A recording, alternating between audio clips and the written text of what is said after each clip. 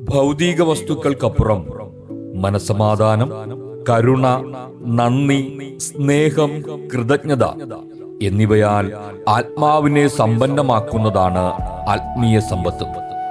ഇത് ജീവിതത്തിൽ സംതൃപ്തിയും ഉന്നത മൂല്യങ്ങളും വളർത്തുന്നു. ജീവിതത്തിലെ എല്ലാ അനുഗ്രഹങ്ങളെയും വിലമതിക്കുകയും സംതൃപ്തി വളർത്തുകയും ചെയ്യുന്നത് ആത്മീയ സമ്പത്തിന്റെ വളർച്ചയ്ക്ക് കാരണമാകുന്നു. കാരുണ്യ പ്രവർത്തനങ്ങൾ ആത്മാവിനെ ശുദ്ധീകരിക്കുന്നു. ലക്ഷ്യബോധത്തോടെയുള്ള ശ്രമവും അതോടൊപ്പം ത്യാഗവും ദൃഢചിത്തതയും ഉണ്ടെങ്കിലേ ആത്മീയ സമ്പത്ത് നേടിയെടുക്കുവാൻ നമുക്ക് കഴിയൂ.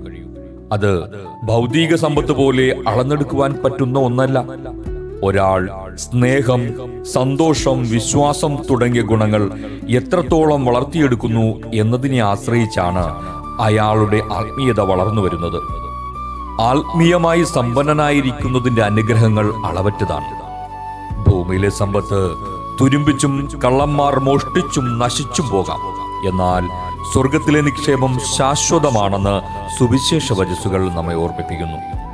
ഭൗതിക നേട്ടങ്ങളെക്കാൾ ഉപരിയായി മനുഷ്യത്വവും ദൈവീക ഗുണങ്ങളും കൈവരിക്കുന്നതാണ് യഥാർത്ഥ ആത്മീയ സമ്പത്ത് എന്ന് തിരിച്ചറിഞ്ഞ് പുണ്യപ്രവർത്തനങ്ങളിലൂടെ ആത്മീയ സമ്പത്ത് കൈമുതലാക്കാൻ നമുക്ക് പരിശ്രമിക്കാം.